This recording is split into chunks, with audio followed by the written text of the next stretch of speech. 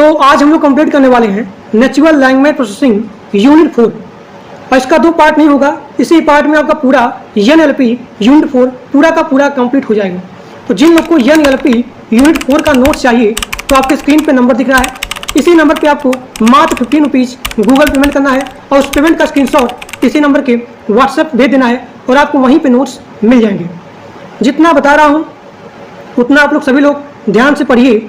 एक single question class से बाहर नहीं आएगा क्योंकि सारे क्वेश्चन प्रीवियस ईयर हैं प्लस एक्सपेक्टेड क्वेश्चन है। तो सभी लोग ध्यान से पढ़िए और सेशन को अपने दोस्तों के पास मैक्सिमम शेयर करिए। तो चलिए क्लास को स्टार्ट करते हैं बिना किसी देर किए।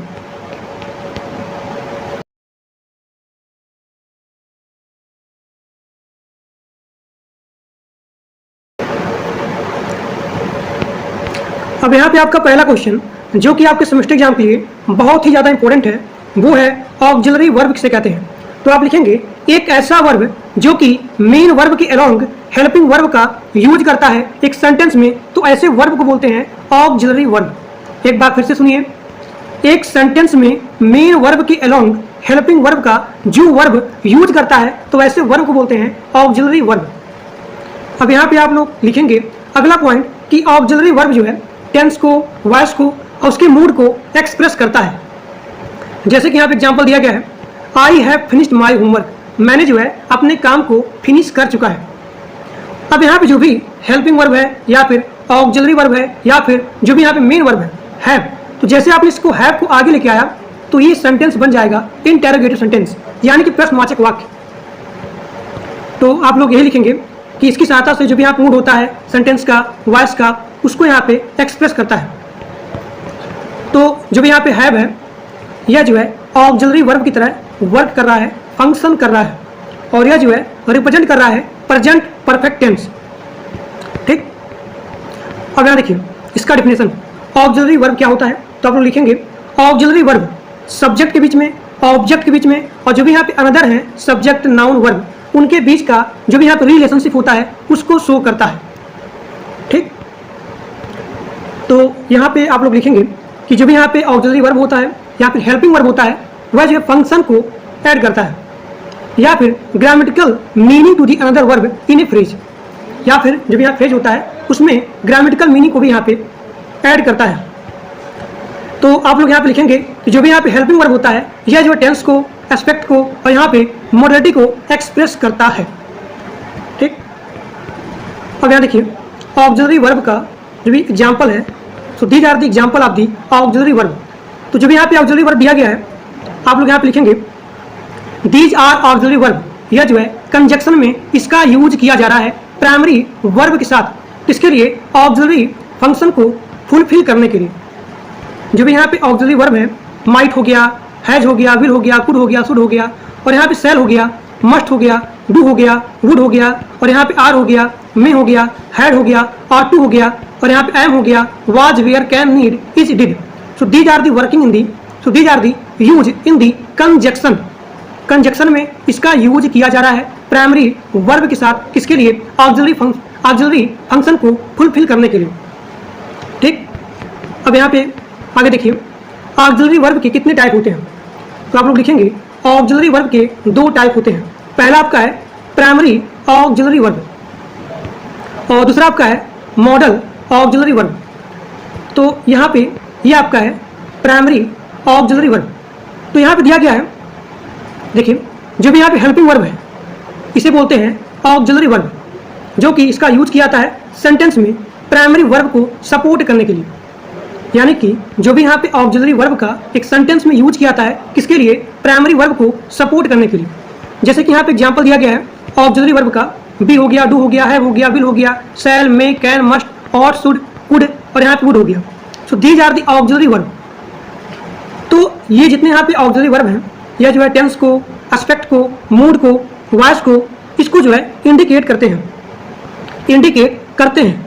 तो अगर हमने इस ऑक्सिलरी वर्ब में हमने यहाँ पे टू जोड़ दिया, देखिए यहाँ पे टू भी आ गया, टू हैव आ गया, तो ये आपका बन जाएगा प्राइमरी ऑक्सिलरी वर्ब।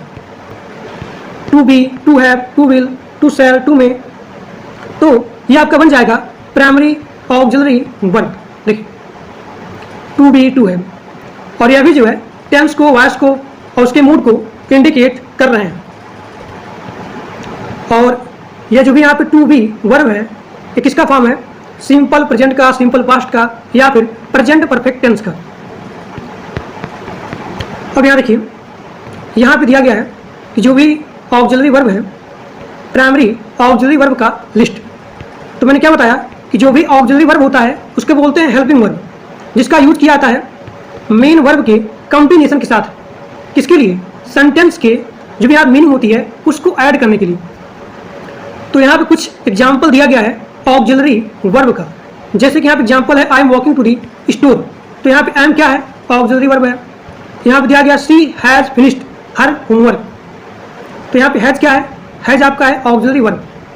इसी प्रकार से we will going on vacation on the next month. यहाँ पे विल भी क्या है? ऑक्सिलरी वर्ब है।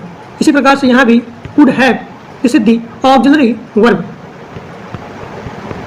अब यहाँ देखिए, ऑक्सिलरी वर्ब का यहाँ पे दूसरा टाइप या फिर दूसरा कैटेगरी है, वो है मॉडल वर्ब। तो मॉडल वर्ब क्या करता है? जो भी मीनिंग होता है सेंटेंस का उसको एक्सप्रेस करता है। यानी कि जो भी यहाँ पे सेंटेंस के डिफरेंट कई सारे मीनिंग निकलते हैं, उस मीनिंग को एक्सप्रेस करने का काम किसका होता है? मॉडल वर्ब का होता है। तो आप लोग यहाँ पे लिखेंगे कि मॉडल वर्ब भी एक प्रकार का ऑक्सिलरी वर्ब होता है, या फिर ऑक्सिलरी वर्ब का कैटेगरी या फिर टाइप होता है, और यह जो है सेंटेंस के मीनिंग को एक्सप्रेस करता है। जैसे कि यहाँ हो गया probability, necessity, obligation, permission, ability. So these are the express by the modal verb. तो आप लोग यहाँ पे अगला पॉइंट लिखेंगे कि मॉडल वर्ब जो है अंग्रेजी ग्रामर का सबसे मोस्ट इंपॉर्टेंट कंपोनेंट होता है, सबसे एसेंशियल कंपोनेंट होता है, और इसका यूज किया जाता है मीनिंग को एक्सप्रेस करने के लिए। जब यहाँ पे सेंटेंस के कई सारे मीनिंग निकलते हैं, उसके मीनिंग को एक्सप्रेस करने के लिए इसका यूज किया जाता है। ठीक, अब यहाँ देखिए, यहाँ पे लिखा गया है कि जब यहाँ मीनिंग होता है उसको एक्सप्रेस करता है, और सबसे एसेंशियल पार्ट होता है अंग्रेजी ग्रामर का। ठीक, and therefore it is crucial to the understand the nouns of each modal verb and how to use them correctly in your writing. यानी कि कैसे आपको लिखना है, कैसे इसका मीनिंग, एक प्रकार का अरेंजमेंट होगा, उसके बारे में बताता है मॉडल वर्ब। जैसे कि यहाँ पे दिया गया है can. Can is for the expressing possibility, permission या फिर एबिलिटी। यानी कि जब यहाँ पे कैन है, अगर आपने यहाँ पे जोड़ दिया तो यहाँ पे कई प्रकार का मीनिंग यहाँ पे एक्सप्रेस हो सकता है। जैसे कि परमिशन के लिए, एबिलिटी के लिए, और यहाँ पे पॉसिबिलिटी के लिए। यहाँ पे एग्जाम्पल दिया गया है कि आई कैन स्पीक स्पेनिश। तो जो भी यहाँ पे स्पीकर है वो अपने एबिलिटी के बारे में बोल रहा है कि मैं जो है स्पेनिश बोल सकता हूँ, स्पेनिश बोल सकता हूँ। अगर आपने यहाँ पे कुड जोड़ा, कुड, तो यहाँ पे एग्जाम्पल दिया गया है I could speak Spanish as a child. यानी कि जब मैं बचपन में था तब जो है मैं स्पेनिश बोल सकता था। यानी कि यहाँ पे जो भी स्पीकर है वो अपने पास्ट एबिलिटी के बारे में बोल रहा है। तो इसी प्रकार से कई सारे मीनिंग होते हैं जो कि एक्सप्रेस करता है। अब यहाँ पे मैं आ गया, यानी कि यहाँ पे परमिशन की बात हो रही है। जैसे कि मे आई हैव ए कुकी। तो यहाँ पे एक परमिशन के बारे में यहाँ पे बोला जा रहा है सेंटेंस में, तो उसके मीनिंग को एक्सप्रेस करने का काम किसका होता है? मॉडल वर्ब का होता है। अब आगे देखिए, अब यहाँ पे आपका अगला क्वेश्चन है, आपके सेमेस्टर एग्जाम में आया था कि ऑक्सिलरी वर्ब क्या होता है और वर्ब फ्रेज क्या होता है। पिछले सेमेस्टर में ये क्वेश्चन आया था। अब यहाँ देखिए,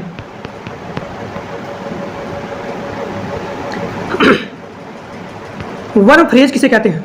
तो आप लिखेंगे वर्ब फ्रेज में मेन वर्ब यहाँ पे अकेला होता है। मेन वर्ब बोलिए या फिर मेन वर्ब प्लस बोलिए किसी भी मॉडल का या फिर ऑक्सिलरी वर्ब का।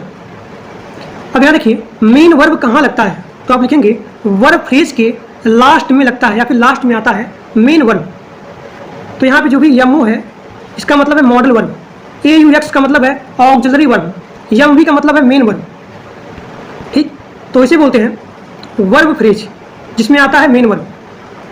अब यहाँ देखिए, यहाँ पे दिया गया है वही चीज़ कि अगर मान लीजिए हमें सेंटेंस को कॉन्टिन्यूअस बनाना है, तो जो भी यहाँ पे ऑक्सिलरी वर्ब है, जो भी यहाँ पे मेन वर्ब है, आप वहाँ पे ING फॉर्म ऐड कर देंगे तो यहाँ पे बन जाएगा कॉन्टिन्यूअस सेंटेंस। यहाँ पे एग्जाम्पल दिया गया है I was thinking about you all day.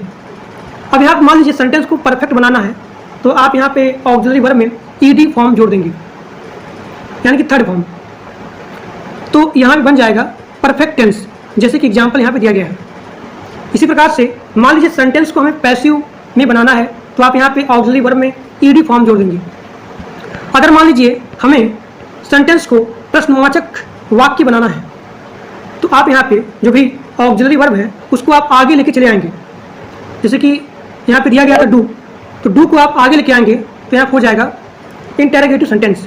जैसे कि यहाँ पे लिखा गया था I have complete my work, तो हैव को आप आगे लेके चले आइए तो यहाँ बन जाएगा इंटेरोगेटिव सेंटेंस।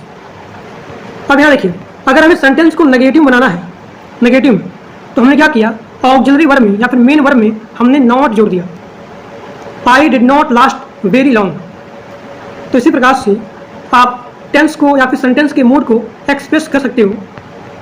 अब यहाँ देखिए, यहाँ पे अगला क्वेश्चन जो कि आपके सेमेस्टर एग्जाम के लिए, this is the very very most important.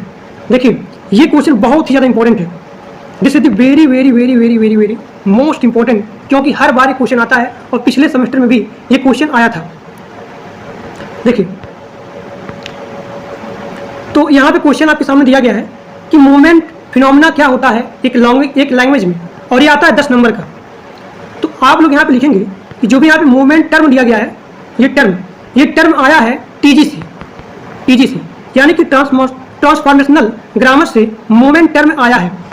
जो भी आप मूवमेंट टर्म है ये टीजी से आया है। और टीजी के यहाँ पे दो अलग अलग लेवल होते हैं। पहला आपका होता है सरफेस स्ट्रक्चर, और दूसरा आपका होता है डीप स्ट्रक्चर।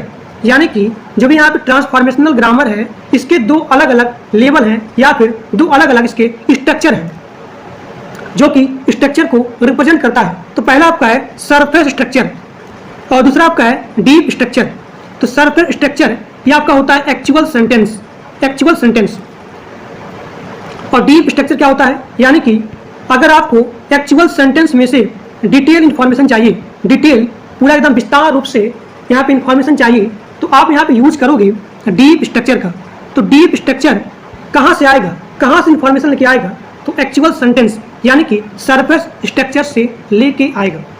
जैसे कि मान लीजिए मैंने बोला कि राम जो है स्कूल जाता है, राम स्कूल जाता है, तो आपने बोला क्या, राम जो है स्कूल जाता है, यानी कि आप वहाँ से एकदम 3-5 काम करना शुरू कर दिए, खुद बिना वाला काम। तो आपने क्या किया, उसके बारे में पूरा एकदम डिटेल इन्फॉर्मेशन, डीप इन्फॉर्मेशन आप जानना चाहे, तो जब भी आप डिटेल इन्फॉर्मेशन आप जानेंगे तो आप यहाँ पे सहायता लेंगे डीप स्ट्रक्चर का। यानी कि उस सेंटेंस के जो भी यहाँ मूड होगा, उस मूड को आप यहाँ पे चेंज करना चाहोगे। जब यहाँ पे मूड चेंज होगा तभी यहाँ पे डीप इन्फॉर्मेशन आएगा। ठीक, जैसे कि यहाँ पे एग्जाम्पल दिया गया है, लेकिन सबसे पहले आप लोग यहाँ पे अगला पॉइंट देखेंगे कि यहाँ पे CFG जो होता है, कॉन्टेक्स्ट फ्री ग्रामर, यह जो है डीप स्ट्रक्चर को जनरेट करता है, और जो भी यहाँ पे ट्रांसफॉर्मेशन होता है वह जो है डीप स्ट्रक्चर को मैप करता है। यानी कि इसी डीप जो भी यहाँ पे सरफेस स्ट्रक्चर होता है, इसमें से डिटेल इन्फॉर्मेशन अगर आपको चाहिए तो आप यहाँ पे सहायता लेंगे डीप स्ट्रक्चर का। तो डीप स्ट्रक्चर कौन मैप करता है, तो यहाँ पे set of the transformation map the deep structure to the surface structure.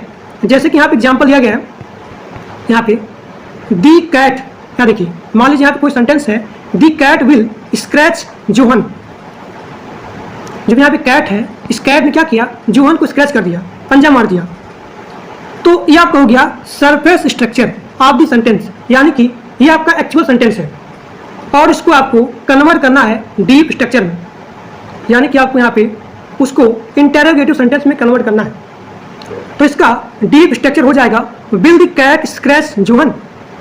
क्या जो है कैट जोहन को स्क्रैच करेगी।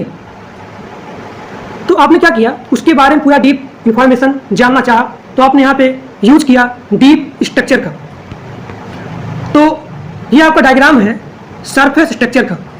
यहाँ पे आपने लिखा सेंटेंस यहाँ पे प्रोड्यूस कर रहा है, नाउन फेज 1 NP1, फिर यहाँ पे इसके अंदर आ गया आर्टिकल, फिर यहाँ पे नाउन आपका हो गया कैट, और यहाँ पे आर्टिकल आ गया दी। ठीक, उसी प्रकार से यहाँ पे ऑक्सिलरी वर्ब विल, वर्ब यहाँ क्या है, स्क्रैच है, और जो भी यहाँ पे नाउन फेज 2 है वो है जोहन। अब यहाँ देखिए, तो अगर आपको यस या फिर नो में क्वेश्चन चाहिए तो आप यहाँ पे डीप स्ट्रक्चर का यूज करके उस क्वेश्चन को जनरेट कर सकते हो। तो अब यहाँ देखिए, यहाँ क्या था, यहाँ पे आपका ऑक्सिलरी वर्ब है। अगर आप इसको आगे लेके आएंगे तब यहाँ पे आप यस या फिर नो में जान पाएंगे या फिर क्वेश्चन कर पाएंगे। ये आपने बचपन में पढ़ा हुआ है कि अगर यहाँ पे ऑक्सिलरी वर्ब पहले आ जाता है तो बन जाएगा इंटेरोगेटिव सेंटेंस। ठीक, तो यहाँ पे सारा डायग्राम सेम रहेगा, बट यहाँ पे ये चला आएगा आगे। तो यहाँ पे देखिए, यहाँ पे ट्रांसफॉर्म हो जाएगा। यहाँ देखिए सेंटेंस के अंदर ये आ गया, ये आपका सेम रहेगा और ये आपका आगे आ जाएगा, ये चीज़ आगे। तो यहाँ पे देखिए सेंटेंस के अंदर ऑक्सिलरी वर्ब और यहाँ पे ये सारा चीज़ यहाँ पे सेम रहेगा। देखिए यहाँ पे सारा चीज़ यहाँ पे सेम रहेगा। ठीक, यानी कि जो भी यहाँ पे वर्ब फ्रेज है इसके अंदर आ जाएगा वर्ब और यहाँ पे नाउन फ्रेज। तो यहाँ पे स्क्रैच हो गया और यहाँ पे जॉन हो गया, और इसके अंदर नाउन फ्रेज और यहाँ पे आर्टिकल दिया गया, फिर यहाँ पे नाउन, अंदर यहाँ पे आ गया कैट और यहाँ पे ऑक्सिलरी वर्ब आगे आ गया। तो ये आपका बन गया इंटेरोगेटिव सेंटेंस। तो ये आपका हो गया डीप स्ट्रक्चर डायग्राम। देखिए ये आपका यहाँ पे आगे आ गया। यहाँ देखिए इसको मैंने क्या किया, आगे लेके आया और यहाँ पे ये आपका हो गया वर्ब फ्रेज। अब यहाँ पे आपका है मूवमेंट के कितने टाइप होते हैं। आपके सेमेस्टर एग्जाम पूछा गया है कि मूवमेंट फिनोमेना इन लैंग्वेज क्या होता है और मूवमेंट के कितने टाइप होते हैं। तो आप लिखेंगे इसके मेजरली 4 टाइप होते हैं। This is the 4 type. पहला आपका है WH मूवमेंट, यानी कि अगर आपको क्वेश्चन के फॉर्म में कन्वर्ट करना होगा तो आप लोग क्या करेंगे कि जो भी यहाँ पे WH टर्म है उसको सेंटेंस के पहले लेके चले आएंगे। तो वो आपका हो जाएगा WH क्वेश्चन के रूप में, यानी कि जो भी यहाँ पे WH है इसका आपको मूवमेंट करना है सेंटेंस के पहले। तो पहला टाइप है WH मूवमेंट। और यहाँ पे दूसरा टाइप है टॉपिकलाइजेशन। ये क्या होता है, जो भी यहाँ पे कॉन्स्टिट्यूएंट होता है इसको सेंटेंस के बिगिनिंग में मूव करना है। जैसे कि यहाँ पे एग्जाम्पल दिया गया है, I never like this picture. तो जो भी यहाँ पे दिस पिक्चर है ये क्या है, कॉन्स्टिट्यूएंट है, तो इसको आपको आगे लेके चले आना है। तो यहाँ पे आ गया this picture I never liked, I never liked. तो यह आपको हो गया टॉपिकलाइजेशन, यानी कि जो भी यहाँ पे टॉपिक है, कॉन्स्टिट्यूएंट है, उसको सेंटेंस के बिगिनिंग में लेके चले आना है। अब यहाँ देखिए यहाँ पे तीसरा टाइप है एडवर्ब प्रीपोजिंग, यानी कि जो भी यहाँ पे एडवर्ब है उसको सेंटेंस के स्टार्टिंग में बिगिनिंग में लेके चले आना है। तो यहाँ पे एडवर्ब आपका है जैसे कि I will see you tomorrow. तो यहाँ पे टुमारो इसको आपको आगे लेके चले आना है। तो यहाँ पे आ जाएगा tomorrow I will see you. अब यहाँ देखिए यहाँ पे आपका चौथा टाइप है वो है एक्स्ट्रा पोजीशन। तो इसमें क्या होता है, जब यहाँ पे NP कंप्लीमेंट होता है सेंटेंस का उसको आपको मूव करना होता है फाइनल पोजीशन में। फाइनल पोजीशन में NP कंप्लीमेंट को मूव करना होता है एक सेंटेंस में। तो ये आपको हो गया 4 टाइप। पहला आपका है WH मूवमेंट, दूसरा है टॉपिकलाइजेशन और यहाँ पे तीसरा है एडवर्ब प्रीपोजिंग और यहाँ पे चौथा आपका है एक्स्ट्रा पोजीशन। ठीक, अब यहाँ पे आपका अगला क्वेश्चन जो कि 10 नंबर में आता है कि कॉन्टेक्स्ट फ्री ग्रामर क्या होता है, नेचुरल लैंग्वेज प्रोसेसिंग में CFG क्या होता है। तो सबसे पहला पॉइंट आप लिखेंगे कि कॉन्टेक्स्ट फ्री ग्रामर यह जो है सिंटैक्स का बैकबोन होता है। ठीक, अगला पॉइंट आप लिखेंगे कि जो भी यहाँ पे सेंटेंस एक वेल फॉर्म में ऑर्गेनाइज होता है by the using of the rules. एक रूल का यूज करके जो भी यहाँ पे सेंटेंस एक वेल फॉर्म में ऑर्गेनाइज होता है तो उस रूल को, उस लिस्ट ऑफ रूल को बोलते हैं CFG, कॉन्टेक्स्ट फ्री ग्रामर। तो आप लिखेंगे कॉन्टेक्स्ट फ्री ग्रामर यह जो है रूल का एक सेट होता है या फिर एक लिस्ट होता है जिसकी सहायता से एक लैंग्वेज में सेंटेंस को ऑर्गेनाइज किया जाता है। यानी कि इसकी सहायता से जो भी यहाँ रूल होता है उस रूल की सहायता से एक लैंग्वेज में सेंटेंस को अच्छी तरीके से ऑर्गेनाइज किया जाता है। ठीक, अब यहाँ देखिए यहाँ पे बहुत सारा रूल है, तो उन सभी रूल में से मैंने एक किसी रूल को ले लिया। ठीक, किसमें से, लिस्ट ऑफ रूल में से मैंने किसी एक सिंगल रूल को लिया और उसको मैंने क्या किया, लेफ्ट से राइट की तरफ रीड करना शुरू कर दिया। किसको, रूल को। तो मैंने यहाँ क्या पाया, मैंने पाया कि जितने सारे यहाँ रूल हैं उन सभी रूल के पास क्या है, LHS है और यहाँ पे RHS है, यानी कि लेफ्ट हैंड साइड और यहाँ पे राइट हैंड साइड। तो जो भी यहाँ पे लेफ्ट हैंड साइड है LHS है, यह जो है सिंटैटिक कैटेगरी को आइडेंटिफाई कर रहा है। यानी कि लेफ्ट हैंड साइड में क्या मिल रहा है, सिंथेटिक कैटेगरी। और यहाँ पे RHS में मिल रहा है अल्टरनेटिव कंपोनेंट पार्ट, यानी कि LHS यहाँ पे आइडेंटिफाई कर रहा है सिंथेटिक कैटेगरी को, और यहाँ पे RHS जो है आइडेंटिफाई कर रहा है अल्टरनेटिव कंपोनेंट पार्ट को। अब यहाँ देखिए, इसके यहाँ पे 3 पार्ट होते हैं, CFG के यहाँ पे 3 पार्ट होते हैं, या फिर इसके 3 मेजर की होते हैं।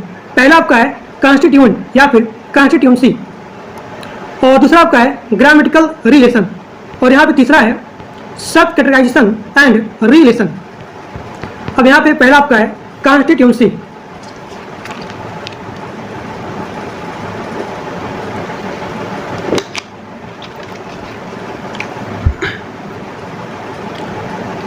अब यहाँ पे आपका पहला है कॉन्स्टिट्यूएंसी। इसका मतलब क्या होता है कि जो भी यहाँ पे एक मल्टीपल वर्ड होते हैं, या फिर एक सिंगल वर्ड या फिर मल्टीपल वर्ड, वह जो है एक यूनिट की तरह या फिर फ्रेज की तरह बिहेव करते हैं। तो इस फ्रेज को बोलते हैं कॉन्स्टिट्यूएंसी। ठीक, कॉन्स्टिट्यूएंसी या फिर कॉन्स्टिट्यूएंट। जैसे कि मान लीजिए यहाँ पे नाम लिखा गया है आशुतोष, तो यहाँ पे आशुतोष क्या है, एक नेम है, यानी कि यह जो है एक नाउन फ्रेज होगा।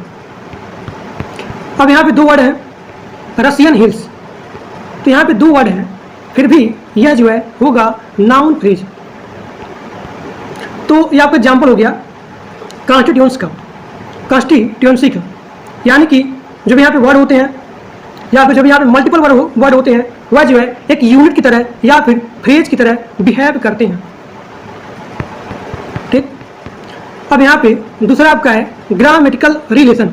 इसका मतलब क्या होता है, एक सेंटेंस में से आइडेंटिफाई करना या फिर फाइंड करना कि यहाँ पे कौन सा सब्जेक्ट है, यहाँ पे सब्जेक्ट क्या है, यहाँ पे ऑब्जेक्ट क्या है, तो इसको फाइंड आउट करना, उसे बोलते हैं ग्रामेटिकल रिलेशन।